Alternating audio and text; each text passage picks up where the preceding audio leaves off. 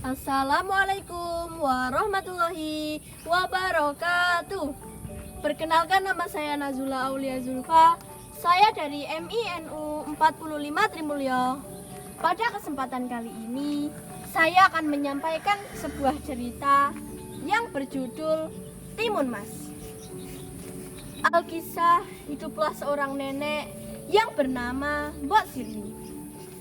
Ia hidup sebatang kara karena suaminya sudah lama meninggal. Ia tidak memiliki seorang anak.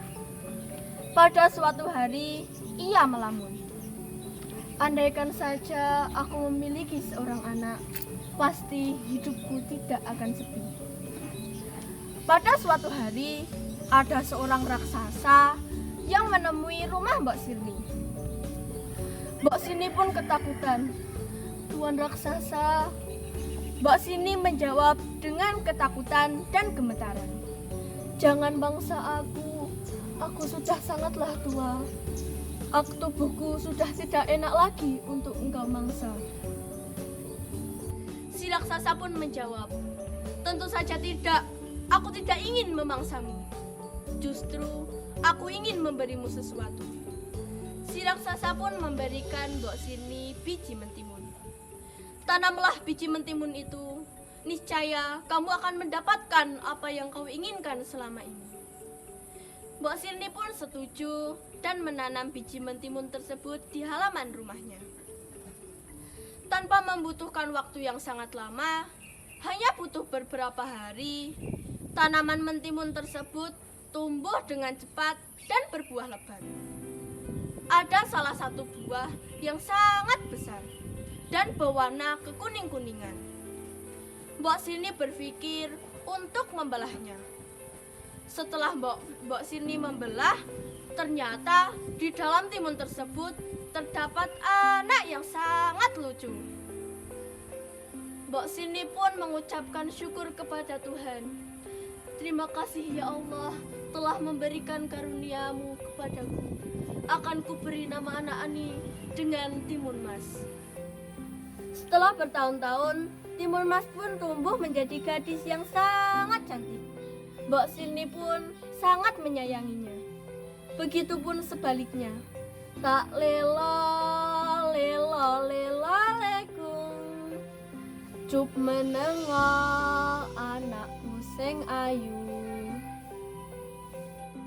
Si raksasa pun kembali ke rumah Mbok Sirni dan bilang, "Mana bagianku?" Mbok Sirni pun menjawab dengan ketakutan, "Bagianmu masih terlalu kecil. Berikanlah waktu supaya ia tumbuh dewasa." Si raksasa pun setuju dan memberikan waktu untuk Timun Mas tinggal bersama Mbok Sirni. "Baiklah, akan kuberi waktu Timun Mas tinggal bersamamu sampai umurnya yang ke-17 tahun." Mbok Sirni pun sangat bahagia karena Mbok Sirni masih bisa memikirkan bagaimana caranya agar Timun Mas dapat selamat dari kejaran si raksasa tersebut. Pada malam hari, Mbok Sirni pun tertidur dan bermimpi. Ia menemui seorang pertapa yang ada di gunung-gunung. Keesokan harinya, Mbok Sirni menemui seorang pertapa yang ada di Gunung Gundul dan meminta bantuan kepadanya. "Pertapa, bantulah aku supaya anakku selamat dari seorang raksasa tersebut." Pertapa pun memberikan biji mentimun, jarum, sebutir garam, dan sepotong plastik. "Berikanlah benda-benda tersebut kepada anakmu. Niscaya anakmu akan selamat dari kejaran si raksasa." Mbok Sirni pun mengucapkan terima kasih kepada sang pertapa tersebut, lalu pulang. Setelah itu, Mbok Sirni memberikan benda-benda tersebut kepada Timun Mas. Keesokan harinya, si raksasa tersebut datang ke rumah Mbok Sirni. Walaupun jarak rumah antara ke Mbok Sirni masih sangatlah jauh, si raksasa pun berteriak, "Wahai perempuan tua, cepat berikanlah anakmu itu, akan kumangsa secepatnya." pun keluar rumahnya dengan sangatlah ketakutan. Bagianmu sudah menuju rumahmu. Ia sudah siap untuk kau mangsa. Lalu si raksasa melihat Timun Mas yang sedang berlari dari kejauhan. Setelah itu pun berlari mengejar Timun Mas. Karena langkah si raksasa tersebut sangatlah cepat dan sangat lebar. Jadi antara jarak Timun Mas dan si raksasa semakin mendekat. Timun Mas melemparkan senjata pertama, yaitu sebutir timun. Keajaiban pun terjadi. Sebutir timun tersebut berubah menjadi pohon mentimun yang sangat banyak buahnya. Setelah itu, raksasa tersebut memakan timun tersebut hingga kenyang. Nyam nyam nyam nyam nyam. Kenyang sekali aku.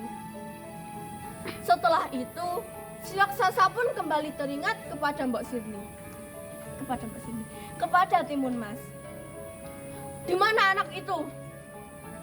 Kemudian si raksasa pun berlari dan mengejar Timun Mas.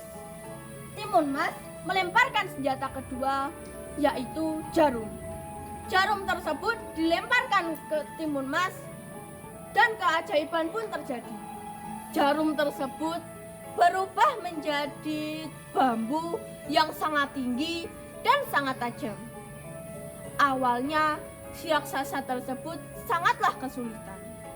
Namun dengan kesaktiannya, raksasa berhasil melewati bambu-bambu tersebut. Dengan cara yang ketiga, Timun Mas melemparkan sebutir garam dan keajaiban pun kembali terjadi. Sebutir garam tersebut berubah menjadi lautan yang sangat luas.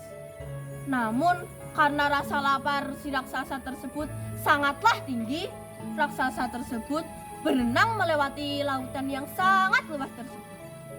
Lalu raksasa tersebut kembali mengejar Timun Mas. Dengan cara yang terakhir, Timun Mas melemparkan sepotong terasi dan sepotong terasi pun menjadi lumpur hisap, dan kemudian badan raksasa tersebut terhisap masuk ke dalam lumpur tersebut dan mati. Akhirnya Timun Mas pun selamat dari kejaran si raksasa tersebut. Mbok Sirni pun sangatlah bahagia karena Timun Mas selamat dari kejaran si raksasa tersebut. Mbok Sirni pun mengucapkan terima kasih kepada Tuhan karena anaknya Timun Mas telah diberi keselamatan. Akhirnya mereka berdua hidup dengan damai dan tenang tanpa harus memikirkan bagaimana caranya supaya Timun Mas selamat dari kejaran si raksasa. Pesan moral dari cerita Timun Mas adalah apabila kita mendapatkan masalah atau musibah, memintalah pertolongan kepada Tuhan.